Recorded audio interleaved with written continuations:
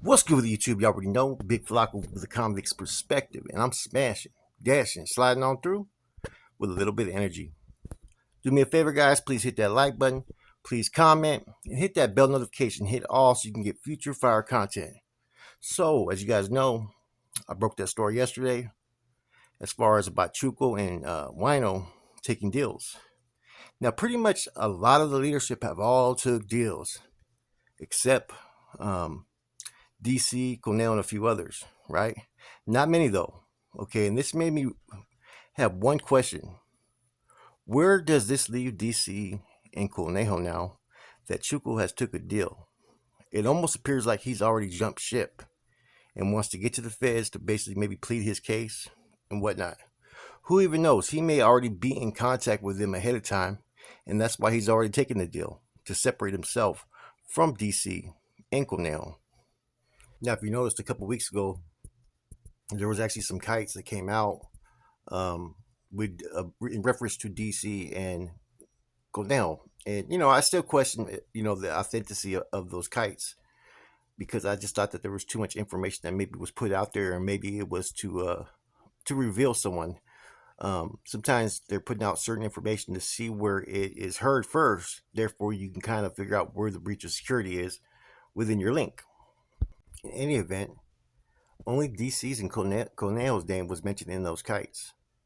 And like I was talking about yesterday, who has a reputation of being hardliners? Well, that would be, of course, DC and Conejo. Okay, who has a reputation for some of their activities, some of their actions, some of their conduct? Conejo has since day one, man. He fell into a position he was never even supposed to hold. So that goes to show how well he follows instructions or orders. So what I feel is where this leads them today is that basically Chuku pretty much jumped ship. In one form or fashion, he's jumped ship, man. Because a lot of times you would have your leadership take deals at the same time, go all the way to the box or whatnot. And I've always used that example of what happened when brass leadership took their deals in 2004 on Operation Black Widow. That was to get Happy, Bird, Stork, and all them basically deals so they can get back out to the streets.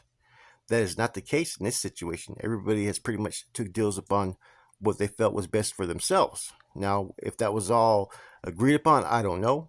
But I find it kind of interesting that DC and Cornell have not took any type of deal, right? Now, one thing you got to realize, people talk about when they get to the feds, they're going to get got. Now, Chuko is a very highly intelligent individual if you've ever met him. So with him taking that deal, I'm thinking that in some senses there must be something that he knows that nobody else knows. Something that maybe even Sammy knows that nobody else knows, because a lot of times you're gonna wait and postpone that for as long as you can because maybe you don't have all your fucking ducks in a row. It seems like Chuko must have all his ducks in a row to feel confident to take a deal at this time. Being that he was the one that was always talked about, oh, hey, they're gonna get Chuko, they're gonna get this person, that person for these acts and whatnot, right? You would think that maybe, hey, any individual would want to wait to put themselves in a better position. I think everybody knows DC and Cornell's days are fucking pretty much numbered. You know, a lot of it from Cornell's past fucking acts, and DC hasn't made his case any better for himself. Now, that's where I think it leaves them. They're gonna put this off as long as they can because their health is already not in good health right now. You know what I'm saying? They are not healthy men. They're in wheelchairs. They have to have special accommodated fucking cells and whatnot to live in. So if you go any fucking further, this is gonna rest assured that they are not put in any type of high security prison. More than likely, they're gonna go to Springfield in Missouri, and that's where they're probably gonna have to do their time. At their age, they're fucking one burpee away from a fucking heart attack. And that's real talk. And they're in wheelchairs now. So that's his lot. Cornell wasn't going to yard as it was when he was in Salinas Valley. DC was pretty much keeping to himself. I heard that DC wouldn't even acknowledge any North Daniels. So these guys are not coming to the feds with a good reputation. Now, do bear in mind that these guys have been carnas for a while. They all do know each other, right? And Cornell was kind of like a golden child at one time when he first came into the system as a young hermano and then became a carnal. That's why they entrusted him with some of the tasks, including the hit on Brown Bob, was because he is an intelligent dude. He's a leader. And so I think that everybody right now is making moves to protect themselves. And I think that Chuco deal that he took right now, either that was the last time the deal was going to be presented to him and he figured he was going to jump on it, or there was something going on amongst him and communication with different people that maybe it's in his best interest to get there to fucking clean up his mess. Also, bear in mind, Chuko only got about 6 years left to do in the feds. He's going to be heading back to the state. And I think it's in his best interest to be in good with the federal brass when he goes back to the state. And I think this is going to be a turning point in all this state fate conflict, right?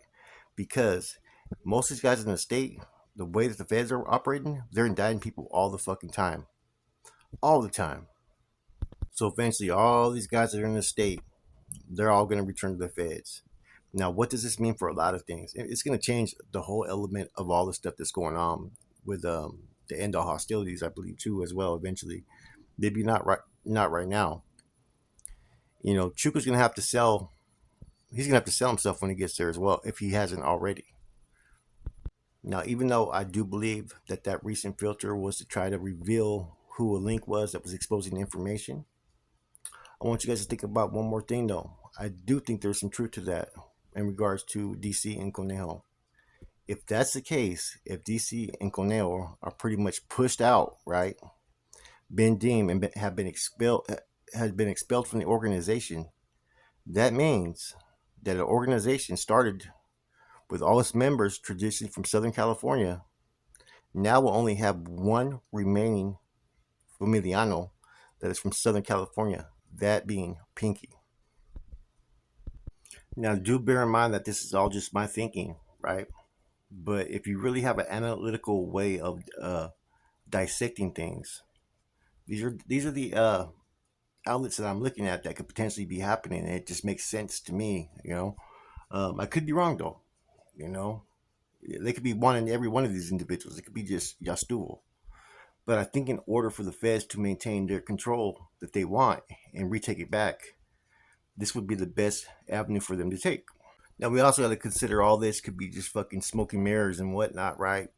And you know, it could just be a wrap for Chuco too when he gets there as well. But back to DC and Conejo, right? This just speaks volumes to me as far as how much, you know, I mean, communication that they have amongst each other up there. What's really going on, right? Now, Puppet, I think Puppet, Trino, and Capone are still fighting their cases. So basically, I'm gonna tell people like this: anything that you hear, potential rumors, remember, I think there's a lot of misinformation that's gonna be put out there on purpose, right? But I think when you think about DC and Cornell, I think for them, it's pretty much they cemented their whole position. Cornell never fucking withdrew himself. He was told ahead of time that he was demoted, and he pretty much fucking manipulated his years of experience and being a senior member of the organization to pretty much put himself in position, right? DC at first people were feeling like kind of sorry for him that they were saying he was senile and whatnot. DC had openly spoken bad upon the guys in the feds. So I don't see him getting any type of pass on any of these situations. Now everybody is speaking on a lot of, like I said, on Chuco a lot, but nothing's ever came out of Chuco's mouth that I know of. Like I said, Chuco may very well get hit. He may get demoted, or he may become fucking the Fed's new puppet to fucking enforce their fucking will upon those yards. Because the Feds, for a minute, were reaching out to a lot of guys in the state, trying to set the record straight, and see everybody that pretty much fell in line with the Feds were being put on freeze in the state. So it was kind of hard for the Feds to try to infiltrate that. Now they have the potential with these new indictments. Now who's left over in the state as far as state leadership that's still there? Where are they going to stand on all this? Are they going to be going against the grain? Are they going to go off on their to their own devices on these situations? Or are they going to fall fucking back in line with the feds? So a lot of stuff is fucking basically on the table right now, including the end to all hostilities. Because in my eyes, just that these guys are finally going to the feds, this changes the whole dynamic. this puts the ball in the Fed's court to whatever they want to do, you know. And as soon as people like Conejo in DC get put on disregard by the state, and then guys in the Feds start to get acknowledged, they can put the familia back on track. Is what I'm trying to get at. But if they start to just whack everybody, you know what I'm saying, and just you may have people who are going to be fucking hesitant then.